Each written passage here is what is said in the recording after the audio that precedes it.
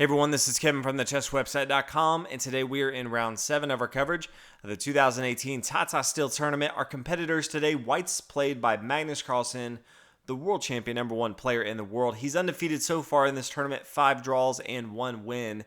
Coming into round 7, he's still a full point behind the leader who has 3 wins. So just having a phenomenal tournament. Magnus Carlsen, a lot of rounds to play, so he knows just keep doing what he's doing. If he gets a win here, he can keep himself in contention. His opponent, 23-year-old from China. She is the only female competitor, and that is Yifan. If you're not too familiar, she's probably the second greatest female player of all time. Extremely talented player. She's been the world champion, the woman world champion 3 times already, at just 23 years old. Phenomenal chess player. Been spending a lot more of her time focused on overall play, playing against women and men, trying to become not only the best woman player in the world, but the best player in the world. So awesome for her. Unfortunately, she's not having the best tournament that she would have liked. She has 4 losses and 2 draws, so only 1 point through 6 rounds. She will be going off no small task against the world champion here. So we'll start with Magnus Carlsen. Pawn to c4, not something we normally see from Magnus Carlsen. Pretty much 90% of the time we're seeing pawn to e4, but decides to change things up. Pawn to c4, pawn to e6, knight c3, pawn down here to d5, pawn up here to d4, and Yifan decides to go ahead and decline. So we get into the queen's game decline line instead of pawn taking here. Pawn to e3 to take back the pawn. Decides, now we'll go ahead and play queen's game decline line. Magnus Carlsen decides to go for the exchange variation where he takes on d5. After the knight takes, then we see pawn to e3. This is another one of those times where was not expecting Magnus Carlsen to play this. Many times in the exchange variation, you'll see white play pawn to e4, and then an exchange happens right here. Pawn recaptures on c3, has a backward pawn on c3, but white really has control of the center of the board with the pawns.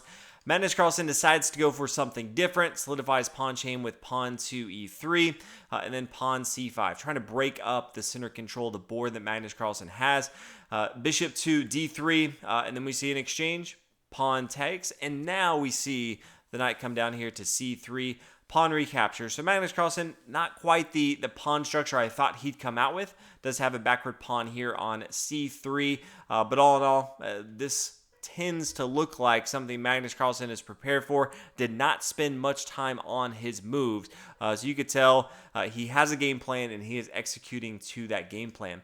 Yifan decides to play queen to c7, just getting the queen involved into the game, also attacking this pawn here on c3. Magnus Carlsen responds bishop to d2.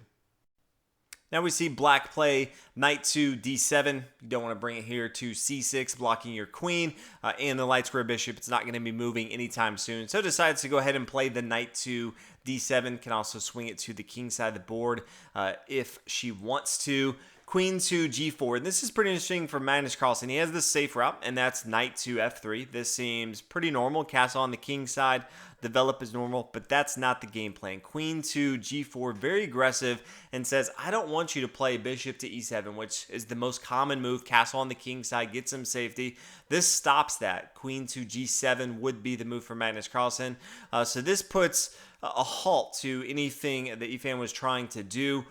Forced to play now knight to f6. Queen's going to move. Queen comes back here to g3. Can't really hold on to the pressure. Something like queen to g5 is just going to be met by pawn to h6. Eventually, the queen is going to move. It could come back and just retreat to e3, but Magnus Carlsen seems to be fine with an exchange on g3. And that's exactly what black does. Queen takes on g3. We have the exchange, and then this rook is open, semi-open file to control this h file. And usually after you see something like this, the queens come off the board, much more likely that both sides are not going to be castling. Usually want to have your kings involved into the center of the board. They are a very strong piece once they can't be chased around with a strong attack from a queen. Bishop down here, d6, just getting involved into the game. Knight to f3. common place for this knight to come to, controls the center. Pawn to b6, opening up the door for the light square bishop to come involved into the game, control this long light square diagonal. Pawn to a4, starting to attack on the queen side, bishop to b7, pawn a5, so Magnus Carlsen just pushing up on at the queen side of the board. He does have both of his bishops eyeing down to protect this pawn over here, also has his rook here on a1. King to e7, and then king to e2, so both sides at the same time say, yes, we will lose our right to castle, and let's just attack each other as much as possible. Knight down here to e4. Bishop comes back to e1. Magnus Carlsen not ready to exchange his bishop quite yet. Pawn to h6. This just stops the move coming up here to g5. Pawn to c4. So you'll start to see Magnus Carlsen just push a little bit more and more, trying to improve his position. He feels like he has a slight advantage right now, so he just needs to find the best move every time and just push up, see if he can limit the moves that black has on the board. Knight comes back here to f6. Wasn't doing anything after the bishop moved. Not going to be doing too much here on the e4 square, so decides to come back. Bishop back here to c3. Could have decided to just keep doing the same dog and pony show, but for now decides to go ahead and bring the bishop down here to e4. Before, the knight was down here being protected by the bishop. Now the bishop comes down here being protected by the knight on f6. Rook over here to b1. Magnus Carlsen says, yeah, if you want to exchange bishops, I'm fine with that exchange. I'm just going to go ahead and start getting my rooks over to the queen side of the board so I can start an attack with this pawn with both of the rooks behind it protecting it. Yifan plays bishop takes on d3. Completely fine with Magnus Carlsen. He recaptures with his king. Knight back here to d7, knight to d2, rook to d8. Just trying to get involved into the center of the board. Knight up here to e4. So Magnus Carlsen positioning a little bit, attacking the bishop right here. Bishop comes back here to c7. And you start to see Magnus Carlsen pushing his pieces, making it very difficult for Yifan to really do anything. Has a cramped position and just pushing as much as possible. So bishop here to b4 check, king back to e8, and then pushing on the king side here. Pawn to f4. We see rook over here to c8, trying to control the center, but Magnus Carlsen has a lot of threats going on, and black just has to sit there and try to play defense as best as possible. Pawn takes, the pawn recaptures, and then a rook up here to a7. Always good to get your rooks on your opponent's 7th rank if you're white. If you're black, you can imagine down here on the 2nd rank. Just attack so much material from your opponent. They're usually going to have some pawns on the 7th rank. Most people haven't pushed all their pawns.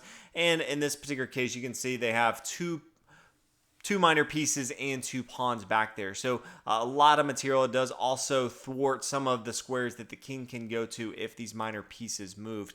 Knight to b8, so really defensive. Knight here to b8, you can compare that to this knight on e4. Magnus Carlsen, much more aggressive knight. It can get in and start attacking some of the material, where Yifan right here, knight on b8, not doing too much except trying to control some of the board. And this is where Magnus Carlsen is dangerous. Most people, when they're doing all their calculations, they're not thinking about their opponent's just going to throw and give their rook away for a crazy variation where they end up with a slightly better position. But that's exactly what Magnus Carlsen does. It doesn't take much for him. If he can just see a slight improvement, it does not matter what material he has to exchange. He will do it. And that's exactly what he found in the sequence. He takes rook on c7. Rook takes the bishop. Rook recaptures. Knight up here to d6 check after the king moves. Now knight to f7. This is attacking the rook here on d8. Rook to c8, and then we have another check right here after the king moves. Bishop up here to d6, attacking the rook. Rook comes over here to b7. You can see Magnus Carlsen's pretty much forcing all of these moves, making it very, very difficult, gobbling up some of these pawns on the board, and then pawn to c5. Also another great move. The pawn can't take here. The rook would come up here and take on b7, so that's not going to work. And so after the knight comes down here to c6, then the rook's able to come up here to b6. So Magnus Carlsen gets the material back in the form of pawns, and now he has a huge pawn advantage. He has a pass pawn here on the c file, and he can really start to push his advantage. Black takes on b6, pawn recaptures, and now Magnus Carlsen has the pass pawn here on the b file with pawn b6. Knight to d8, trying to bring the knight over here to b7, stopping the pawn from pushing forward. Magnus Carlsen, bishop c7. Great little outpost move from Magnus Carlsen. So tough for Yifan to really deal with this. It does stop and protect this square here on b8 from black to bring a piece right here. Just limits the squares that black has to go to. Two real options here from black. Knight to b7, stopping the pawn right now. The other one being the rook over here to a8, which is exactly what black does. Trying to bring the rook down here to the queen side of the board, attack the king, potentially gobble up some material on the king side of the board. It's just so tough for black to come out of this. Just so much pressure Magnus Carlsen has on the board. King to c4, trying to come over here, protect the advantage that Magnus Carlsen has on the queen side. Knight to b7, king up here to b5. Now rook down to a2. Magnus Carlsen not worried about too much. Plays pawn to g4. Yifan decides it's better to play king to e7 than to take material back over here. Pawn to g3 says, yeah, now if you want to use a few extra moves to take this pawn, I'm completely okay with that. I have a good thing going with my position. Knight to d6, we do see an exchange on board, and then knight to c4.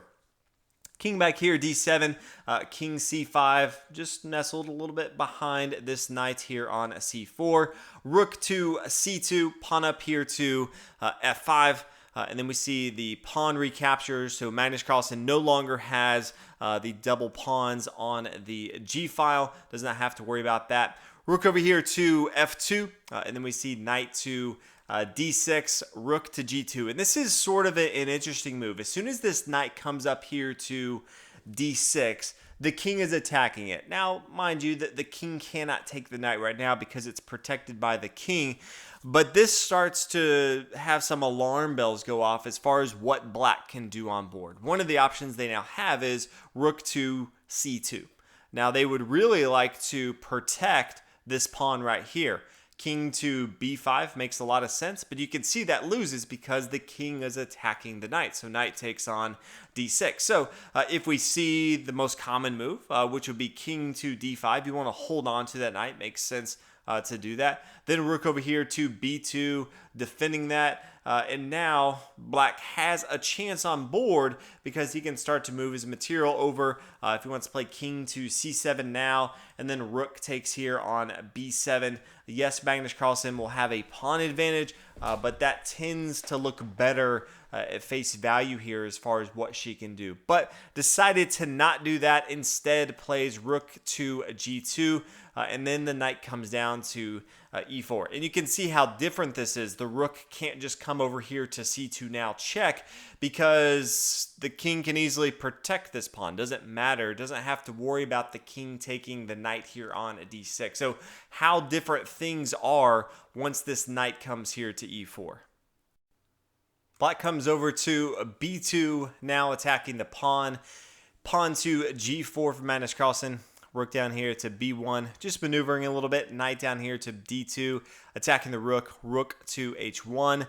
Pawn to d5. So you can see Magnus Carlsen with additional passed pawns, just pushing those. Anytime you have passed pawns, rule number one, push the passed pawns. h5 doesn't do too much for black's position. d6 just pushing so hard to deal with. And then we see king to c8 being forced push back. The pawn takes here on h8. If we see instead of the king to c8, maybe the pawn takes on g4, it's not going to go well. Pawn to b7, that's why the king came up to c8 to try to stop that. Now rook has to come up to h8.